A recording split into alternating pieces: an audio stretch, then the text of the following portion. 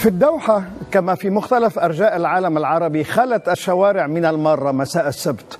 تخيلوا أن هناك نوعا من حظر التجول، غصت المساكن بشاغليها والمقاهي بروادها، وحبس عشرات الملايين أنفاسهم، ليس لتلوث في الهواء أو نقص في الأكسجين.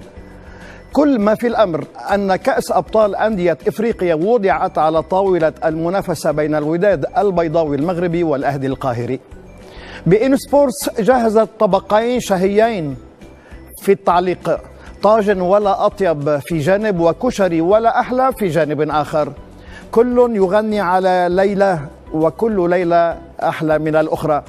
هذا يقول في معشوقته ما لم يقله قيس في ليلى وجميل في بثينة، وذاك يقول ما لم يقله عنتر في عبلة ونزار في بلقيس. الفرحة غابت عن قلوبنا، والضحكة عن وجوهنا، والابتسامة عن شفاهنا. الدمار يحل محل العمار، وشظف العيش محل البحبوحة. الحاضر مظلم والمستقبل غامض، والهجرة باتت غاية أولى وأخيرة. وما من حدث يغسل أحزاننا ولو لساعات أو أيام أو أسابيع سوى انتصار نسجله في حدث كروي قاري أو عالمي.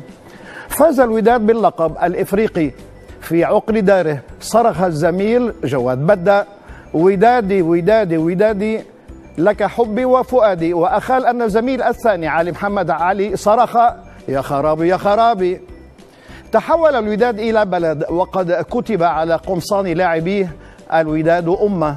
هجرت الأندية والمنتخبات المغربية منصات التتويج، وغابت عن التظاهرات الرياضية الكبرى منذ زمن بعيد، إلى أن وضع حسين عموتة ولاعبوه حدا لها في أمسية تاريخية.